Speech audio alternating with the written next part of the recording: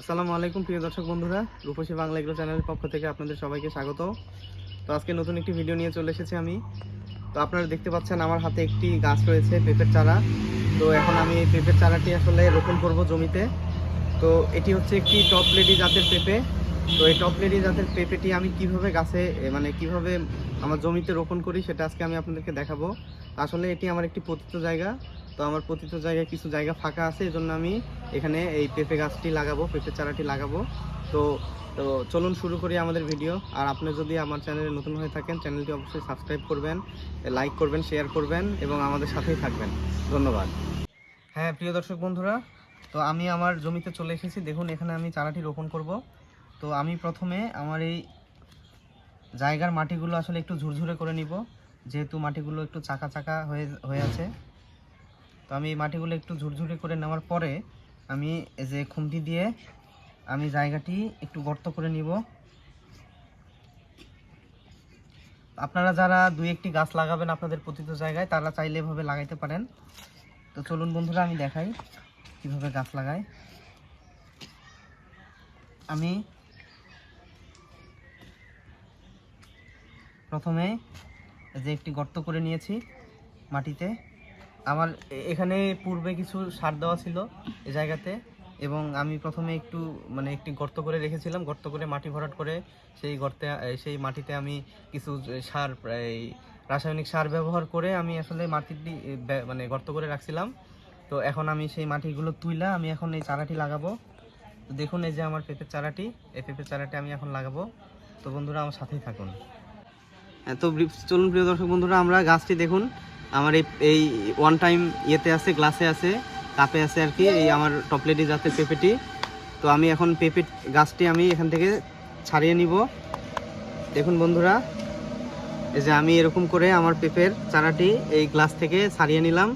এখন আমি যে এইখানে যে কোকোপিটটি রয়েছে, এই কোকোপিট সহ আমি এই গর্তের মধ্যে আমি গাছটি লাগাই দেবো ইনশাল্লাহ। তো এখানে একটু টিপস রয়েছে বন্ধুরা, আমি কি করব, আমার যে গর্তে এখানে প্রথমে কিছু মাটি আমি এক্সট্রাভাবে আলগা মাটি একটু দিয়ে দিলাম।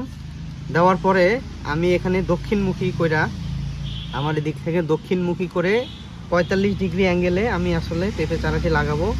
এতে করে গাছের চারার যেই গোড়া আছে, গোড়াটি মোটা হবে এবং গাছের যেই এটি হবে, কাণ্ডটি হবে, এটি আসলে একটু শক্ত হবে, মোটা হবে এবং গাছটি মজবুত হবে এবং প্রচুর ফলন আসবে আর কি গাছে। তো দেখুন বন্ধুরা,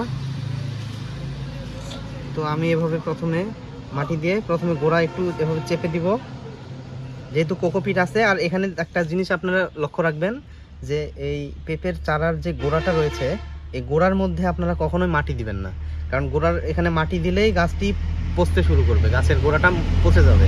এই কারণে আপনারা কি করবেন, গাছের এই গোড়ার এখানে যেন মাটি না পড়ে সেদিকে লক্ষ্য রাখবেন এবং চারদিকে এভাবে মাটি ভালোভাবে দিয়ে দিবেন। ইনশাল্লাহ আপনারা ভালো একটা ফলন পাবেন আশা করি। তো আমি দিয়ে দিচ্ছি।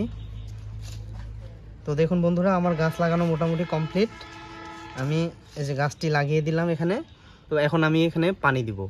তো দেখতে থাকুন বন্ধুরা। হ্যাঁ বন্ধুরা, এখন আমি এখানে পানির সেচ দিচ্ছি। দেখুন হালকা করে প্রথম অবস্থায়, যেহেতু আমি গাছটি এখন রোপণ করলাম, তো আমি প্রথম অবস্থায় এখানে হালকা পাতলা একটু পানি দিয়ে দিচ্ছি।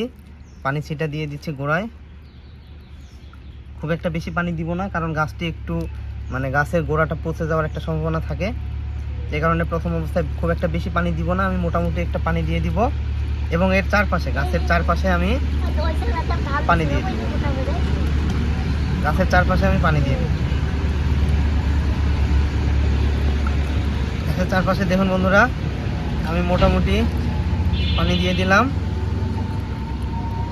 আর যেহেতু এখন বর্ষাকাল, সেহেতু আসলে সেচ প্রতিদিন সেচ না দিলেও চলবে আমার। আমি মোটামুটি সপ্তাহে একদিন সেচ দিলেই আমার হবে আর কি ইনশাল্লাহ। তো দেখতে থাকুন বন্ধুরা, আমি এখানে গোলায় পানি দিয়ে দিচ্ছি।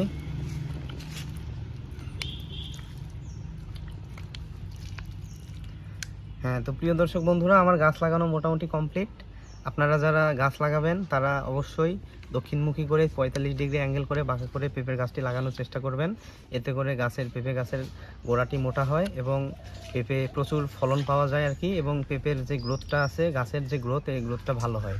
তো আজকের মতো এখানে দর্শক বন্ধুরা, ভালো থাকবেন সবাই। আসসালামু আলাইকুম।